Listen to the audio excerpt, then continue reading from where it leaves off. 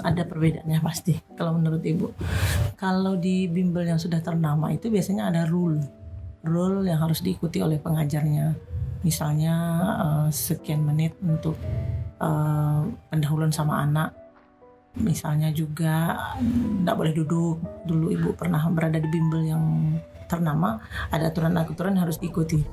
Kita nggak boleh duduk, kita harus selalu berkeliling dengan anak dan lain sebagainya. Ada rule-nya, aturannya. Kalau di bimbel yang tidak ternama, lebih fleksibel. Biasanya lebih fleksibel. Dan sebetulnya itu hanya masalah brand aja sih.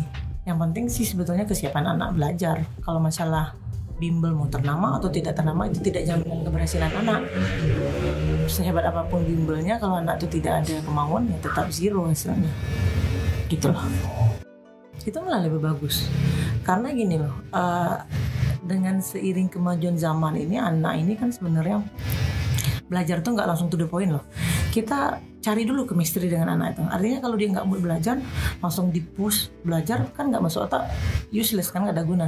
Kalau di bimbel besar, itu kan anak tuh nggak enak kan kalau kita sebagai pengajar atau tutor, kita curhat-curhatan dengan anak, nggak mungkin langsung. Nah, tapi kalau di sifatnya kayak privat atau kita tidak terikat dengan sebuah bimbingan, itu lebih enak. Kita lihat dulu, oh anak ini dia nggak mood. Kenapa kamu? Nah setelah dia mungkin curhat, dia menceritakan keluh kesahnya, akhirnya dia setelah itu kita berbagi pendapat, kita nasihatin dan dia sudah mood dan belajar. Jadi yang penting itu sebetulnya bukan kuantitas tapi kualitas. Kalau di bimbel besar kita nggak mungkin kan menerima curhatan anak dulu baru belajar. Tapi di tempat yang privat itu sifatnya kita chemistry dengan anak dulu dicari. Oh kalau udah nyaman hati dia baru bisa dia belajar. Sebetulnya masalahnya hanya masalah brand sih. Banyak brand-brand lain, kalau dia sudah ada brand, orang kan sudah terpercaya. Itu aja sih sebenarnya. Kalau soal kualitas itu yang sebenarnya yang ngerasain itu anak didik itu sendiri, seperti apa hasilnya. Maaf ya Ibu cerita sedikit pengalaman pribadi. Ibu ada anak-anak yang les privat sama Ibu dulu, yang kemampuannya betul-betul nggak nyangka, nggak tahu apa-apa. Ternyata setelah les beberapa kali anaknya pintar, tapi nggak klik selama ini mungkin. Dan akhirnya sekarang bagus. Sekarang MTK-nya 100 terus. Sampai Ibu pindah sekolah yang lain dia ngejar, pokoknya mau sama Ibu aja kemanapun kami kejar, udah klik. Artinya apa? Saya bukan punya bimbel, bukan punya privat besar, tapi karena ini tadi ada chemistry dengan anak-anak. Itulah, jadi memang yang dibangun dulu chemistry-nya, nyaman dia, baru masuk otak pelajarannya. Jadi seperti itu sih. Jadi brand itu hanya sama lah brand-brand lain ya, bukan hanya sekedar masalah media pendidikan ya. Hal-hal lain pun orang kalau sudah ada brand, ada nama, itu nilai jualnya tinggi kan, tapi juga tak jaminan kualitas sih sebenarnya. Oke, kan ini udah nih, sekarang bakal pertanyaan santai nih. Sebagai guru, apa pengalaman paling menghibur atau unik yang pernah Anda misal memberikan les? Banyak sih sebenarnya. Ibu selama ini kalau les dengan anak itu poinnya di saat dia les, dia pulang harus ada yang dibawa, harus ada. Jadi jangan ibarat tong nanti datang kosong pulang kosong, tidak boleh. Walaupun pembahasan soal cuma beberapa soal, tapi benar-benar masuk otak dan terbawa pulang. Dan kadang-kadang anak-anak tuh curhat segala macam.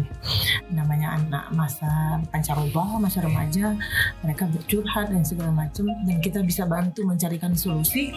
Itu sih asik. Kadang masalah keluarga juga diceritain sama kita. Kalau mereka percaya, kita bisa bantu. Alhamdulillah anak-anak ini kan itu ada korelasi tuh. Misalnya di rumah tangganya, di lingkungan pertemanannya dia tidak nyaman, akhirnya pasti akan berpengaruh ke cara belajarnya.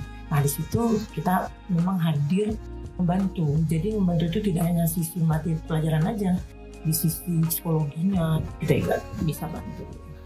Berbeda kalau di depan kelas dengan di depan anak les tentu berbeda. Nah, kalau di depan kelas kan memang itu adalah ada rule-nya. Itu adalah pembelajaran secara formal kan. Jadi kita tentu tidak mungkin akan menerima curhatan anak di saat model pembelajaran belajar dimulai di sekolah. Tapi intinya memang secara umum menyiapkan kesiapan siswa secara umum pasti. Tapi kalau di model les privat, Ibu tidak langsung ke pelajaran. ini menanyakan anak dulu, ada anak nyaman nggak suasana hati belajar kita? Oke. Kalau ada rasanya anak yang cemberut dan segala macam, telusuri dulu. Saya kesel ini itu, nah itu dulu kita dah kita kasih solusi, kita beri masukan, alhamdulillah dia nyaman belajar. Seperti itu sifatnya perbedaannya. Oke, ada nggak kalau mau ibu lagu atau musik yang sering diputar untuk latar belakang les atau apa? Biasanya itu kayak musik-musik saksofon nggak sih? Nggak ada pakai lagu-lagu, cuman sekedar gitu. Kayak kita ke Gramedia lah barangkali ya. Nah itu aja, kalau lagu ya tak mungkin nanti kan hanya musik backsound, hanya kayak model-model alat musik tapi tanpa lagu lah kayaknya. Terus bagian anak mungkin itu juga bisa membantu relax barangkali ya. Dan oke, selanjutnya ceritain tentang momen ketika seorang siswa lagi menyala dan mulai benar-benar memahami materi yang Anda ajarkan. Masih benar-benar, dia baru dapat nih apa yang diajarkan. Iya, dan malah akhirnya saya pernah waktu itu udah jam istirahat bel, anak masih menahan. Taruh. Artinya dia memang benar-benar klik gitu loh. Tadinya nggak tertarik, tapi setelah, iya enaknya sih kalau untuk pelajaran ngitung-ngitung ya. Kalau anak tuh pada akhirnya dia bisa, dia pasti akan nyandu. Jadi dan penasaran. Jadi malah udah bel istirahat. Bentar bu. Saya masih tertahan di kelas. Pernah sih ngerasa kayak gitu. Oke, selanjutnya apa yang Anda lakukan untuk merayakan pencapaian siswa Anda, baik di les privat atau di sekolah atau yang lain lah? Sebetulnya yang penting bagi siswa itu adalah proses, bukan produk. Kalau cuma produk, kita kasih PR, nanti dia dibantu sama guru lesnya dapat 100 produk. Tapi kalau proses, yang tadinya anak ini nggak hafal kali-kali, nilainya 1 atau 2, tiba-tiba dengan ada peningkatan kemauannya dalam belajar, nilainya jadi 5, itu loh yang luar biasa, yang perlu kita beri apresiasi. Karena kita nggak penting produk, yang penting proses. Nah, setelah mereka berproses, itu nanti pasti mereka jadi anak hebat. Kalau kita hanya mementingkan produk tanpa melalui proses, itu nggak bagus. Oke, ini pertanyaan, apa film atau buku yang Anda rekomendasikan kepada siswa untuk meningkatkan pemahaman mereka dalam mata pelajaran tertentu? Iya, mungkin mereka harus baca biografi orang sukses, biografi misalnya kalau kayak kita di fisika, mereka memang membaca buku-buku ilmuwan gitu.